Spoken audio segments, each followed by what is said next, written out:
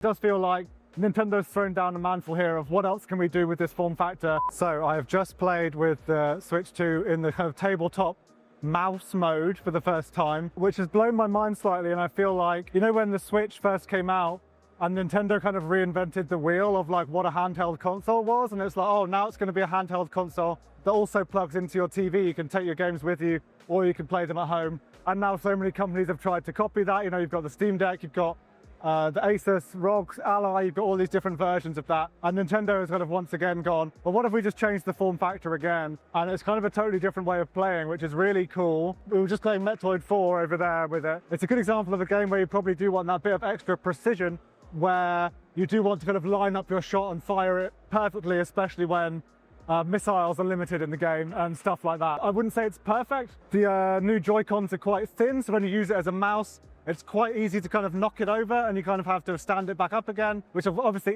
if you're in the middle of a boss fight or an online matchup, you don't want to be pushing things over and losing valuable seconds. But I think people will get used to that. You'll get used to maybe slightly pinching it from the side so you don't push it over. It does feel like Nintendo's thrown down a mantle here of what else can we do with this form factor?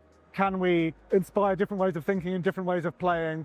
I think it'll be really interesting to see how do the Valves of the world, the Asuses of the world react to this. I think it's going to make the tabletop version of the Switch a lot more useful for people. People will actually use that a bit more, and it makes the idea of maybe I should keep my Switch dock next to my desk so I've got a nice big mouse mat there. It kind of makes you rethink the whole setup that you're going to have. So really exciting. Wouldn't say it's perfect.